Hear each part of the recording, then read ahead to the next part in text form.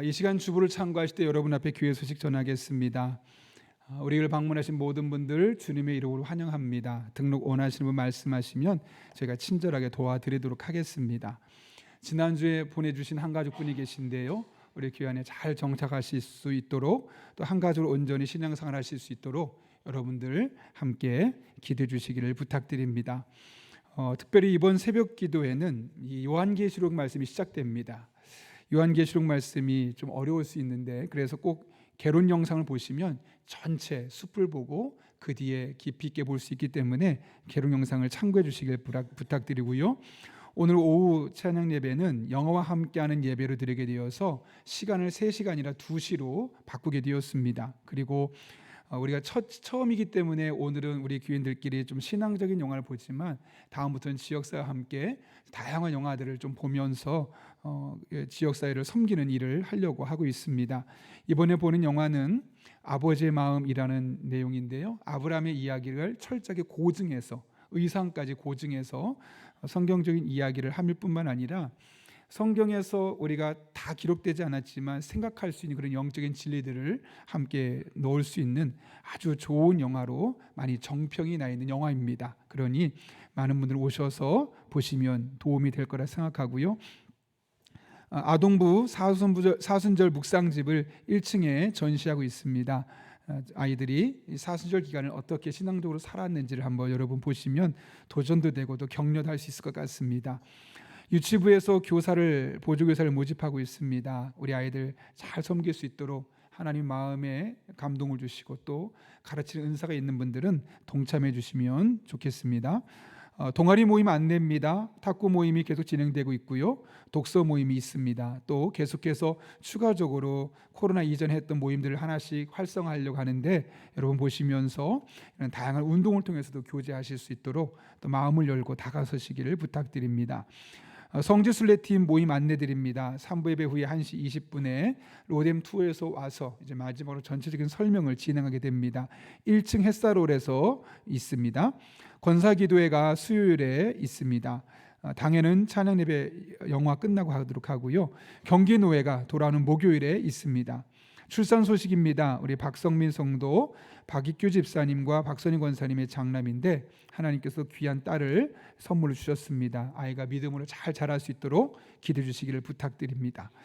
마지막으로 저희가 이 시기 하나님 앞에 믿음으로 잘 살기를 바라는 마음에 다시 저희가 이제 추천도서를 다시 시작했는데요, 4월 달에는 제가 한 10몇 년 전으로 기억하는데 그때 읽고 아주 충격을 받았고 저의 신앙에 아주 중요한 영향을 주었던 거룩이라는 책입니다. 존 C. 라일이 쓴 거룩이라는 책을 좀 쉽게 읽는 책으로 나왔는데 한 번쯤 읽어보시면 여러분의 신앙의 바탕에 큰 도움이 될 거라 생각합니다. 적극적으로 여러분 참여해 주시기를 부탁드립니다. 더 자세한 광고는 주보를 참고해 주시고 이 시간 우리 함께 기도하고 하나님 말씀 나누겠습니다. 거룩하신 아버지 하나님, 오늘도 우리를 주님 전에 불러주시고 예배하며 말씀 들을 수 있는 기회 주신 것 진심으로 감사를 드립니다. 누구나 이 자리에 서고 싶지만 설 수 없는 상황 속에서도 우리를 불러주시고 예배하게 하셨사오니 오늘도 성령 충만하게 하시고 선포되는 말씀이 내게 주시는 말씀을 들려지게 하시고 이 말씀 우리의 삶의 능력과 지혜로 경험되게 하여 주옵소서. 예수님의 이름으로 기도하옵나이다. 아멘. 우리 한번 앞뒤 좌우에 있는 분에게 이렇게 인사합니다. 당신이 하나님의 손에 붙들려 있습니다. 이렇게 인사하겠습니다.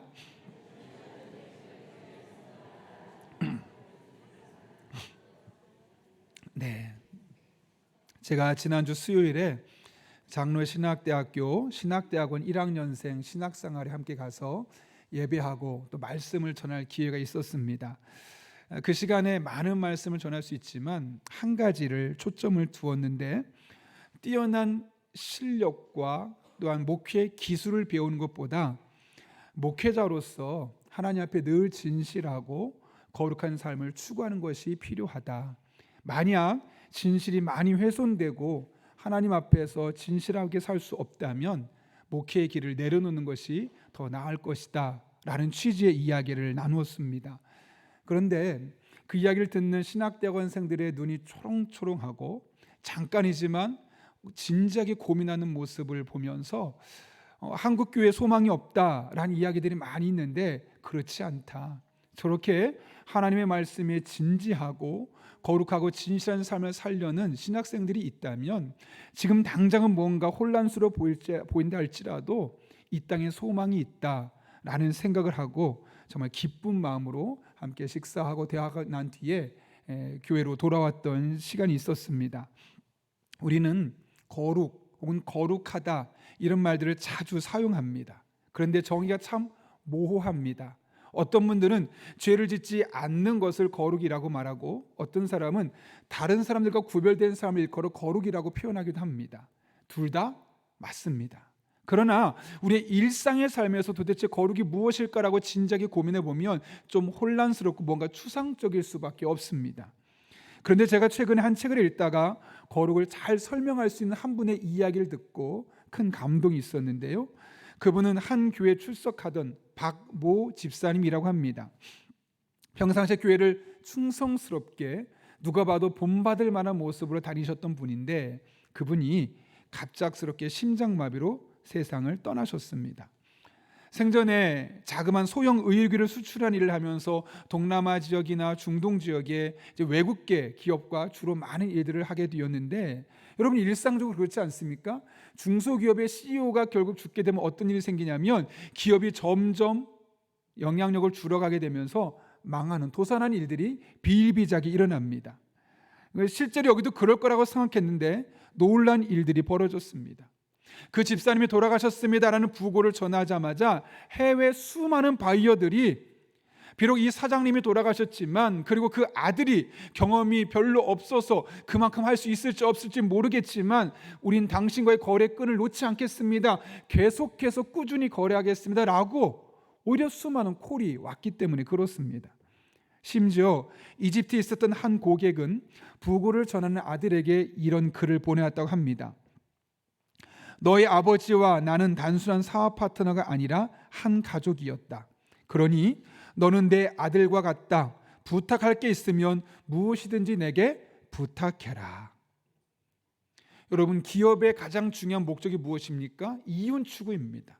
손해보지 않는 겁니다. 그런데 어떻게 이런 일들이 가능할 수 있었을까요? 그 가정이 아버지가 세상을 떠나셨으니 불쌍해서 한 일일까요, 여러분? 불쌍하다가도 이렇게까지는 하지 않을 겁니다. 그럼 왜 이런 일들을 과감하게 결정할 수 있었겠습니까? 더군다나 나라도 다릅니다. 대부분의 해외 바이어들입니다. 그들이 도대체 무슨 마음으로 이런 일을 할 수 있었을까요? 그것은 그 집사님의 평소의 삶 때문이었습니다. 늘 하나님 앞에 진실하고 늘 하나님 앞에 거룩함을 추구했던 그 모습이 평상시에 수많은 해외 바이어들에게 신뢰를 줄 수 있었고 그런 부모님 밑에 자란 아들이라면 비록 이 경험은 부족할 수 있어도 계속 거래해도 괜찮겠다라는 마음이 있었기 때문에 그렇죠. 실제로 그 집사님의 집의 사무실에는 특별한 공간이 하나 있다 그래요. 회의실이 있는데 그 회의실 밑에 테이블 밑에 의자가 있죠. 그 아래 자그마한 방석이 있다는 거예요. 이 방석의 용도가 무엇일까요? 회의실에 들어올 때마다 회의를 진행하기 앞서 하나님께 묻습니다. 하나님, 제가 CEO로서 이 회사를 운영해 나가는데 하나님의 지혜가 필요합니다. 하나님의 능력이 필요합니다. 이 사업의 주인은 하나님이십니다. 하나님께 묻고 지혜를 구하고 그 일을 감당했던 겁니다. 그럼 나아갈 때는 하나님, 제가 하나님의 자녀로서 나아갑니다. 하나님의 거룩함을 훼손하지 않도록 하나님 앞에 늘 진실한 모습으로 살아갈 수 있도록 저를 붙들어 주십시오. 이렇게 기도했던 그 삶의 자리가 바로 그 의자 밑에 자그마한 방석이었죠. 그러면서 이 자그마한 방석은 겉으로 보기엔 싸구려 방석처럼 보일 수 있지만 사업이 시작되는 터전이었고 그의 진실한 삶이 잉태되는 인큐베이터와 같은 곳이었습니다. 그렇습니다. 한 사업가의 거룩한 삶을 향한 열망이 그 사람이 세상을 떠나고 난 이후에도 여전히 그의 사업장을 통해 흘러가고 있었던 것이죠. 저는 그 책을 보고 참 큰 도전을 받았습니다. 만약 단 한 사람의 집사님의 인생을 끝나는 것이 아니라 이 땅의 많은 그리스도인들이 같은 사고방식을 가지고 우리 가정의 주인은 주님이셔, 우리 직장의 주인도 주님이시고 이 사업장의 주인도 주님이셔. 나는 마음을 갖고 그 주님께 묻고 그분께 지혜를 구하며 그분의 자녀로서 합당한 삶을 살기 위해 늘 거룩함과 진실함을 추구하는 삶을 산다면, 그래서 그 거룩함이 우리의 세대로 끝나지 않고 우리의 자녀들의 세대로, 그 다음 세대로 뿐만 아니라 우리의 교회와 우리의 가정과 우리의 직장과 사업장에 흘러 넘친다면, 여러분 이 땅에 얼마나 놀라운 변화를 경험하겠습니까? 기대가 되지 않습니까? 저는 여러분 한 분 한 분에게 이런 은혜가 가장 먼저 여러분의 가정 속에서, 또 여러분이 섬기는 교회를 통해서, 여러분의 직장과 사업장을 통해서 흘러 넘칠 수 있기를 예수님의 이름으로 축원합니다. 오늘 본문은 하나님은 스스로를 거룩하게 하시는 하나님으로 소개하며 시작합니다. 8절 말씀 볼까요? 이렇게 기록하고 있습니다. 너희는 내 규례를 지켜 행하라. 나는 너희를 거룩하게 하는 여호와이니라. 여기 하나님을 어떤 분으로 소개하고 있죠? 거룩한 하나님이실 뿐만 아니라 우리를 거룩하게 하시는 하나님으로 소개하고 있습니다. 여기서 말하는 거룩은 카도시라는 단어인데, 거룩하다, 신성하다, 구별되었다라는 의미를 갖고 있죠. 그런데 하나님 뭐라고 말씀하시는, 나는 너희가 거룩하고 신성하고 구별된 삶을 살길 원해, 또 그런 사람이 되도록 하는 하나님이야 라고 말씀하고 있는 겁니다. 우리 한 사람 한 사람을 향한 하나님의 열망이 무엇인지를 볼 수 있지 않습니까? 우리를 보면 어떤 모습을 기대하고 있습니까? 하나님 원하시는 것은 우리가 이 세상을 살아가면서 돈 많이 벌어서 편안한 노후를 살아가는 것, 또 자기의 주어진 분야에서 성공하는 것도 좋지만 그렇게 살기를 원하십니다. 그런데 그것보다 훨씬 더 원하는 것이 있다면, 비록 원하는 만큼 성공은 못했어도 이 땅에서 그리스도인으로서 거룩하게 살아가는 것입니다. 그리고 우리의 일상의 삶이 거룩만 말하고 거룩과 괴리된 삶이 아니라 실제로 거룩한 삶을 살아내는 것을 하나님이 우리에게 보기를 원하시는 것이죠. 그렇다면 이런 하나님의 기대를 만족시키기 위해서 우리는 어떤 삶을 살아야 할까요? 오늘 짧게 두 가지만 살펴보려고 하는데요. 첫 번째로는 하나님만 의지하는 겁니다. 잘 기억하십시오. 하나님을 의지하라가 아니라 하나님만 의지하는 겁니다. 오늘 본문 7절의 말씀을 보시면 이렇게 기록하고 있습니다. 너희는 스스로 깨끗하게 하여 거룩할지어다. 우리 성경에는 깨끗과 거룩이 다른 단어죠. 근데 히브리 원문을 보게 되면 둘 다 카도시라는 단어를 쓰고 있습니다. 이게 무슨 말일까요? 거룩히 구별되라. 이 말을 무려 두 번에 걸쳐서 하면서 강조하고 있는 겁니다. 그렇다면 여러분 왜 이렇게 두 번이나 같은 단어를 쓰면서 강조할 수밖에 없었을까? 왜 우리로 하여금 거룩히 구별된 삶을 살라고 말씀하는 것일까요? 그 바로 앞에 있는 6절 말씀 때문에 그렇습니다. 여러분 6절에 무엇이라고 기록되어 있죠? 이렇게 기록되어 있습니다. 접신한 자와 박수무당을 음란하게 따르는 자에게는 내가 진노하여 그를 그의 백성 중에서 끊으리니. 이게 접신한 자는 무당, 여자 무당을 말하고요, 박수무당은 말 그대로 남자 무당을 말합니다. 당시에 많은 그리스도인들, 하나님을 따른다고 말했던 사람들이 앞날이 불투명하죠. 현재 삶이 답답하죠. 그러니까 주변에 당장 뭔가 물어볼 수 있는 무당을 찾아갔습니다. 박수무당을 찾아가기도 했습니다. 그렇게 자신이 좀 더 편하게 다가설 수 있는 그들에게 찾아가서 현실의 문제를 어떻게 극복할 수 있냐고, 내 미래를 평안하려면 어떻게 해야 되냐고 지혜를 구하고 물었습니다. 여러분, 근데 이것은 단순히 그들이 묻는 것이 아니죠. 묻고 그들이 하라는 대로 행동했다는 얘기는 다른 말로 하면 내 인생을 그들에게 맡긴다는 겁니다. 나의 삶이 현재 문제를 그들에게 맡긴다는 것이고, 나의 불투명한 미래처럼 보이지만 그 미래를 그들에게 맡긴다는 것과 별다른 게 아니겠습니까?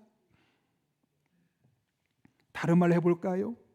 그것은 천지를 창조하시고 우리의 생사화복을 주관하시며 전능하신 능력으로 우리의 삶의 모든 것을 다 할 수 있는 하나님, 그분께 맡기지 않고 그분만을 의지하지 않고 오히려 다른 것들을 의지하고 그들에게 내 인생을 맡긴다는 말과 다르지 않습니다.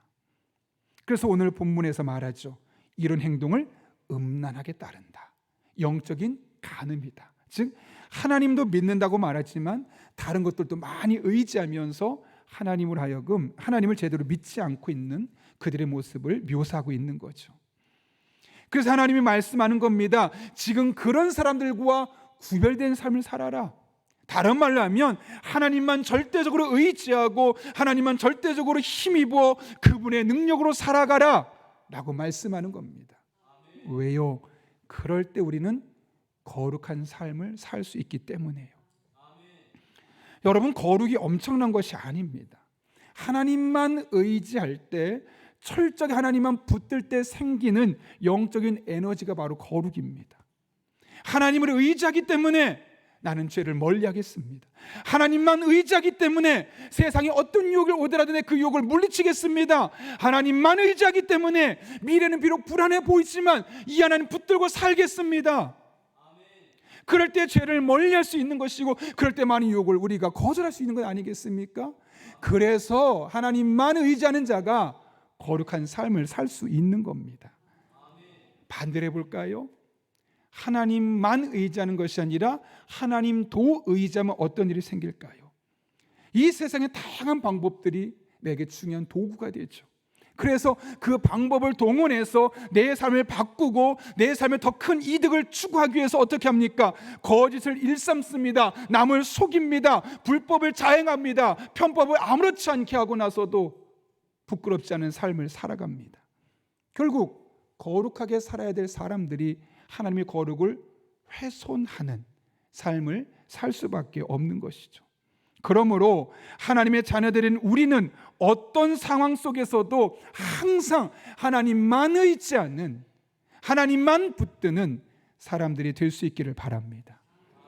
그럴 때 그 하나님으로 말미암아 우리는 세상의 유혹을 이겨내고 죄의 권세를 뿌리치고 하나님의 거룩한 삶을 살아갈 수 있습니다.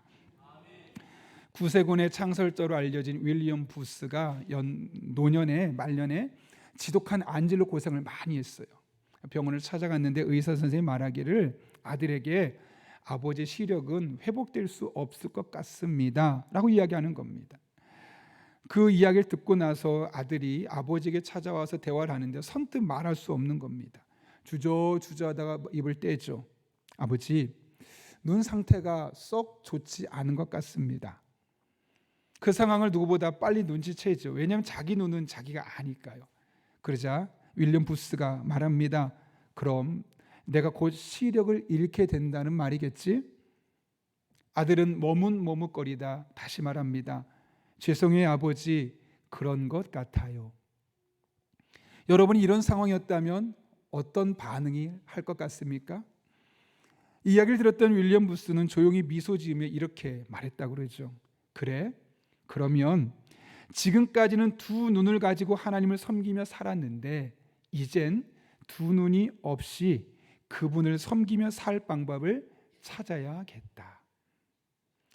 그동안은 눈이 있어서 그 상태에서 하나님을 의지하며 살았다면 눈이 없으니 눈이 없는 상태에서 또 다른 하나님을 의지할 수 있는 방법을 찾겠노라 라고 이야기하는 것이죠. 여러분, 하나님만 의지한다는 게 바로 이런 것 아닐까요? 어떤 상황에도 내가 믿는 하나님, 나를 사랑하는 하나님, 전능하신 하나님을 붙들기 때문에, 그분을 의지하기 때문에 끝까지 그분만을 따라가려는 삶.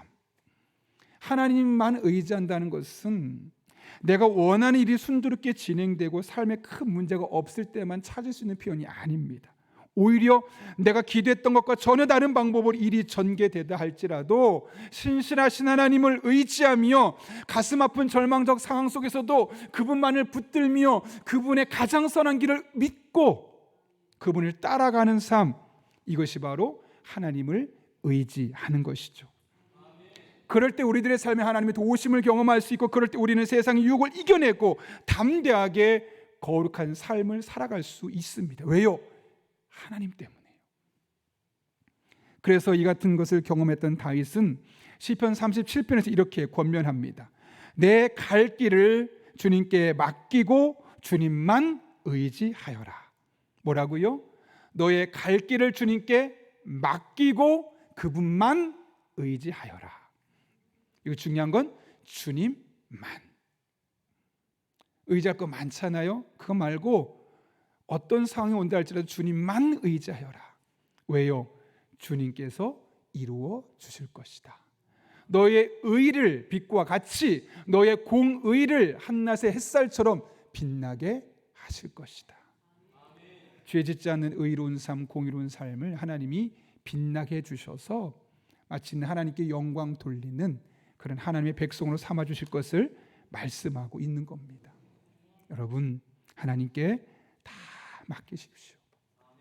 비록 지금은 꼬여 있는 것처럼 보이고 해답이 없어 보여도 하나님께 다 맡기고 하나님만 의지할 수 있기를 바랍니다.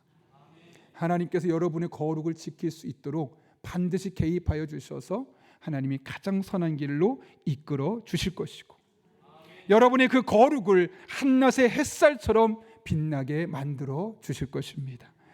이런 은혜를 경험하는 저 여러분 될 수 있기를 예수님의 이름으로 축원합니다. 우리를 향한 하나님의 기대에 맞게 일상의 삶에서 거룩한 삶을 살기 우리는 어떻게 해야 될까요? 두 번째로는 하나님의 말씀 안에서 살라는 거죠. 오늘 본문 8절의 말씀 같이 읽어볼까요? 시작. 너희는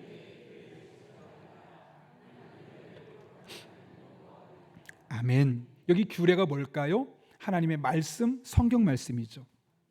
이 말씀을 행하라라고 해도 말이 문장이 어색하잖아요. 그렇죠? 너희는 내 규례를 행하라. 그래도 괜찮은데 왜 그 앞에 지켜라는 단어를 썼을까요, 여러분? 이 지켜라는 단어가 너무너무 중요하기 때문에 그렇습니다. 이 지켜라는 단어를 히브리어를 보게 되면 샤마르라는 단어인데 이게 뭐냐면 가시로 울타리를 친다는 거예요. 울타리를. 여러분, 보통 우리가 울타리를 칠 때 왜 울타리를 칩니까? 크게 두 가지 이유죠. 하나는 밖에서 이 울타리를 침범해 오지 못하도록, 또 하나는 이 울타리에서 밖으로 벗어나지 않도록 우리는 울타리를 치는 겁니다. 그런 의미에서 내 규례를 울타리를 치고 지켜라, 내 규례를, 내 말씀을 울타리를 지키고 행하라 라는 말씀으로 오늘 본문을 바꿀 수 있겠죠. 이게 무슨 말일까요? 하나님의 말씀의 울타리 안에서 살아가라는 것이죠. 그리고 이 하나님의 말씀의 울타리를 허무는 세상의 수많은 죄악과 유혹들을 막아버리고 그 혼란한 가치관을 거부하고 하나님의 말씀만을 붙들고 그 울타리 안에서만 살아갈 것을 우리에게 권면하고 있는 것입니다. 왜 이런 말을 하는 걸까요, 여러분?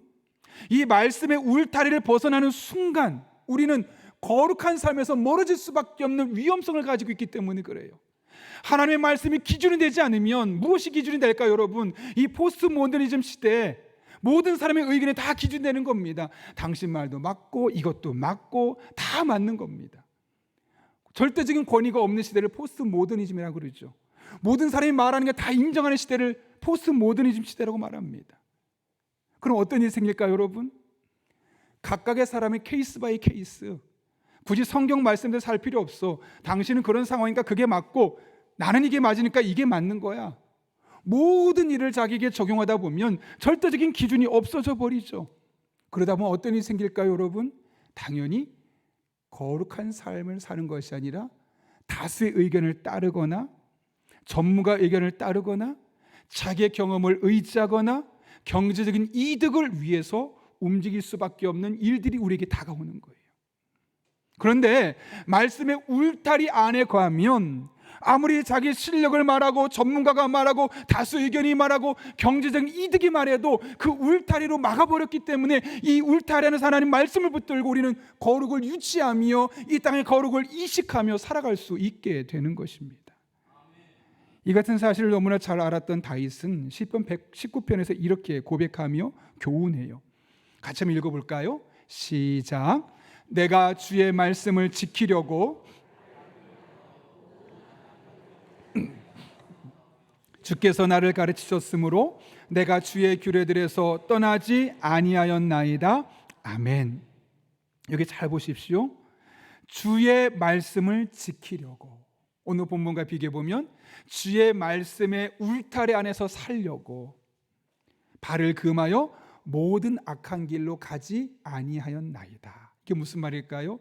그 말씀의 울타리가 없었으면 얼마든지 내가 하고 싶은 대로 본능대로 해서 수많은 악한 길로 빠질 수 있었다는 거예요. 그런데 그것을 악한 길로 가지 않을 수 있었던 이유가 무엇 때문이라고요? 하나님의 말씀의 울타리 안에서 살려고, 그 말씀의 울타리 안에 거하게 되는 과정을 통해서 그 울타리를 지키려고 하다 보니 많은 유혹이 있습니다. 이렇게 하면 수많은 경제적인 이득이 있다고 말하지만 나 그거 안 해. 왜요? 하나님의 말씀이 그렇게 하지 말라고 하니까요.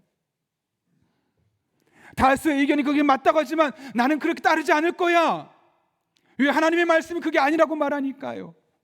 반대로 이득이 없어도 하나님 말씀하시니 그렇게 하는 것이고, 소수의 의견이어도 그렇게 행하는 것은 말씀의 울타리 안에서 거하려 했던 모습 때문이죠. 결국 하나님의 말씀이 우리 인생의 가이드가 되어주는 겁니다. 여러분, 좀 전에 우리가 시편 119편 101절과 102절을 읽었거든요. 여러분, 이 101절을 읽으면서 어떤 마음이 드셨습니까? 다윗이 말씀을 지키려고 엄청나게 노력했구나 정도만 읽으셨다면 안 됩니다. 이 고백을 하기까지 얼마나 치열하게 싸웠을까요? 얼마나 많은 유혹이 있었을까요? 많은 사람이 사울은 천천히요, 다윗은 만만이라고 영웅 취급하고 심지어 왕까지 되었습니다. 못할 게 없습니다. 그런 상황에서 얼마나 많은 유혹이 있었겠습니까? 치열하게 싸운 거예요. 아니다, 나는 주의 말씀을 지킬 거야. 나는 말씀을 따라 살아온 사람이야. 말씀이 나의 삶의 기준이야 하면서 치열하게 수많은 악한 길로 갈 수 있었지만 그것을 끊어내고 거절하고 했던 이 다윗의 치열한 삶의 모습이 이 한 절을 읽으면서 느껴지지 않습니까? 저는 여러분이 이 시편 119편 101절의 말씀을 읽을 때 그냥 제3자 다윗의 누군가의 이야기가 아니라 여러분의 고백이 될 수 있기를 바랍니다. 하나님의 말씀의 울타리 안에 살기 위해서 치열하게 몸부림쳐 살았던 이 다윗의 모습과 다윗의 고백이 저와 여러분의 고백이 될 수 있기를 바랍니다. 왜 이렇게까지 해야만 했을까요, 여러분?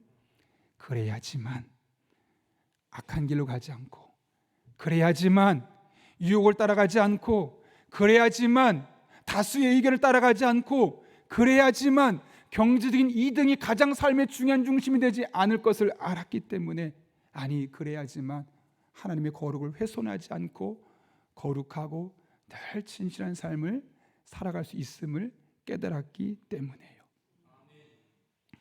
목사도 감정대로 살고 싶고 그냥 상황에 나를 내려놓고 싶을 때가 있어요. 그래서 그냥 느슨하게 아무런 긴장감 없이 스트레스 없이 그냥 편안하게 살고 싶을 때가 꽤 많아요. 그런데 그럴 수 없는 것이, 그렇게 되면 목사인 저도 하나님의 거룩함과 진실함보다는 본능이 지배하는 생각들을 너무나 많이 좌절한 것을 경험하게 돼요. 새벽 기도에 나올 때마다 제가 한두 번 얘기했던 것 같은데, 농민마트 삼거리에서는 늘 고민해요. 왜냐하면 딱 신호등에 설 때 신호가 금방 바뀌면 금방 1, 2초 뒤에 가면 너무너무 마음이 편안한데, 새벽 5시쯤밖에 안 됐는데 신호가 딱 멈추고 나서 1분, 2분 동안 아무 차도 지나다니지 않는데 거기 멀쩡하게 서 있는 게 참 생뚱맞을 때가 있거든요. 그래서 목사인 저도 여지없이 막 그냥 건너고 싶은 유혹에 빠져요. 그리고 옆에 있는 아내한테 왜 이런 쓸데없이 신호를 이렇게 만들었냐고, 그냥 전멸등으로 만들면 차도 없는데 그냥 아무 때나 지나가면 나도 편하고 좋은데 굳이 왜 이렇게 했냐고 2주 전에 꿍시렁거렸어요. 근데 문득 신호등이 딱 서 있는데 빨간불이 딱 보이는데 시편 말씀이 생각이 나는 거예요. 주의 말씀은 내 발의 등이요 내 길의 빛이니이다. 주의 말씀은 내 발의 등이요 내 길의 빛이니이다. 빨간 신호등이 마치 하나님의 말씀처럼 너 건너고 싶지, 위반하고 싶지, 그러나 멈춰 라는 마음을 주시는 거예요. 네가 그렇게 해서 이 자그마한 행동처럼 보여서 진실함을 훼손시키고 거룩함을 훼손시킨다면 정말 큰 결정을 내릴 때 네가 어떤 결정을 내리겠니? 그런 마음을 주시는 거죠. 그래서 그날 신호등을 잘 지킬 수 있었습니다. 목사님, 겨우 그 정도 가지고 이야기합니까? 라고 말할지도 모르겠어요. 그런데 여러분, 작은 것에서 허용하기 시작하면 결국 큰 것에 무너지게 되어 있습니다. 우리 교회가 지금 LED를 설치했어요. 따로 헌금하지 않고 여러분들이 어떻게 십시일반으로 하고 저도 좀 보태고 헌금 안 했기 때문에 여러분 모르셨을 거예요. 그렇게 한 1억 원 정도 되는 조명과 음향과 여러 가지 다 하면서 거의 한 1억 원 정도가 들었어요. 대표님에게 만날 때마다 제가 늘 우리 교회가 어려운 가운데 정말 많은 분들이 이렇게 했는데 어떻게 비용을 줄일 수 있는지 늘 물어봤더니 1억 원까지 빼주셨는데 부가세가 1,000만 원이래요. 10%니까. 제 마음이 너무 크게 느껴지는 거예요. 그래서 그분에게 여쭤봤어요. 아니, 부가세를 꼭 내야만 하는 겁니까? 왜냐하면 1,000만 원이면 우리 아동부 1년 예산이거든요. 그걸 1,000만 원을 더 못하면 아동부가 풍성하게 지낼 수 있고 내년에 더 아이들에게 더 많은 것들을 제공해 줄 수 있는 거예요. 그런 아까운 마음이 너무너무 드는 거예요. 세금이라고 생각이 드니까. 그래서 조심스럽게 여쭈었더니 저 시골에 한 교회를 할 때 너무너무 힘들어서 부가세를 빼준 적이 있다고. 그러면 자기들도 공사 실적을 낼 수도 없고 교회도 그냥 조용히 하면은 아무런 문제는 안 된다고.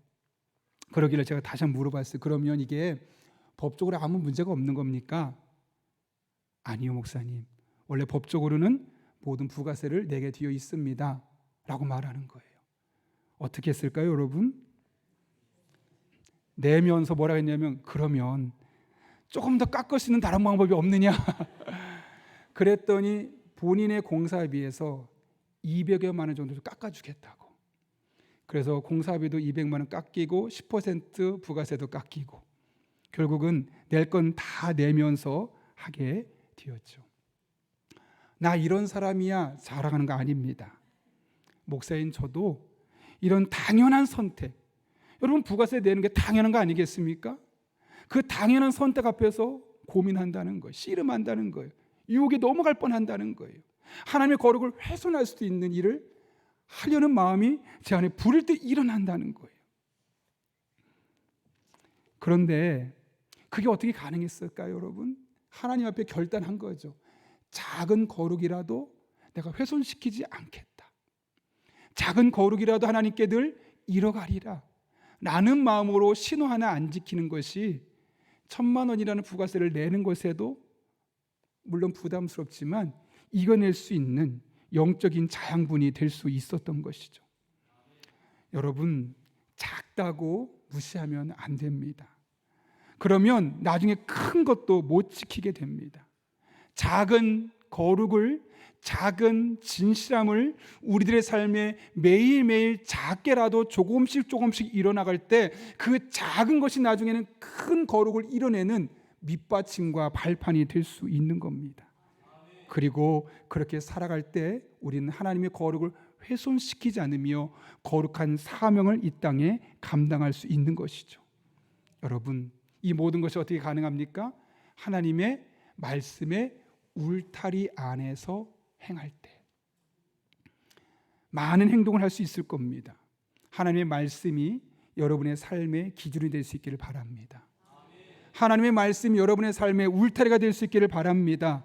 그래서 그 말씀을 통해 거룩한 사람이 되어지고 그 거룩이 여러분의 가정으로 흘러가고 우리 교회로 흘러가고 이 땅에 흘러가서 여전히 소망이 없다고 말하는 이 시대 아니라고, 여전히 소망이 있다고, 하나님의 거룩함은 훼손되지 않았다고 고백하고 선포할 수 있는 저와 여러분 또 우리 교회가 될 수 있기를 예수님의 이름으로 축원합니다. 함께 기도하겠습니다. 이 시간 우리가 한 1분 정도만 기도하려고 하는데요, 여러분 거룩함에 대한 열망이 필요합니다. 하나님, 거룩하게 구별되게 진실하게 살기를 원합니다. 그럴 때 우리 한 사람 한 사람이 하나님도 의지하는 것이 아니라 하나님만 의지하게 도와주시고 자그마한 거룩이라도 하나님의 말씀 안에 살아가는 삶을 통해 하나님의 말씀의 울타리에 살아가는 과정을 통해 우리 안에 거룩을 이뤄갈 수 있도록 인도하여 주옵소서.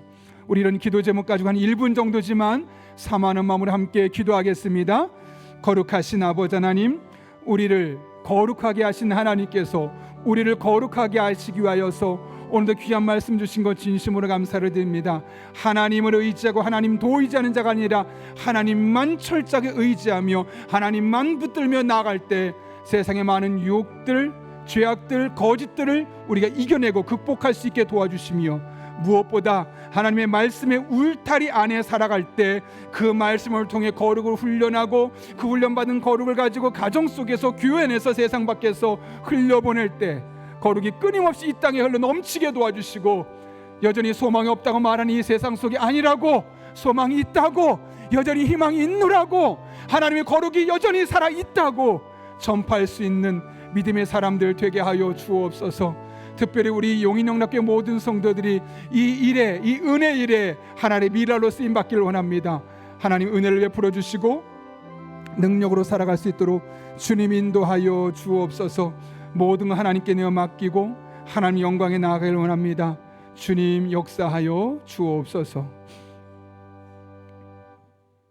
살아계신 아버지 하나님, 나는 너희를 거룩하게 하는 여호와라 라는 말씀을 통하여 우리가 거룩하게 되는 것을 하나님께서 얼마나 크게 기대하고 있는지를 깨닫게 하시는 애 진심으로 감사를 드립니다. 우리가 거룩한, 진실한, 거짓 없는 삶을 살기 위하여 늘 하나님만 붙들고 하나님만 의지하고 하나님의 지혜를 구하는 믿음의 사람들 되게 하여 주옵소서. 그렇게 세상의 거짓과 편견과 불법과 편법을 극복하게 하시고 모든 유혹을 이겨낼 수 있는 믿음의 사람들 되게 하여 주옵소서. 뿐만 아니라 늘 하나님의 말씀의 울타리 안에 거하며 행동할 때, 결정할 때, 고민할 때 세상의 유혹에서부터 우리가 지켜지게 하시고, 그렇게 거룩한 삶을 가장 먼저 우리 가정에, 우리 교회, 이 땅에 흘려보낼 수 있는 귀한 하나님의 사람들로 쓰임받게 하여 주옵소서. 예수님의 이름으로 기도하옵나이다. 아멘.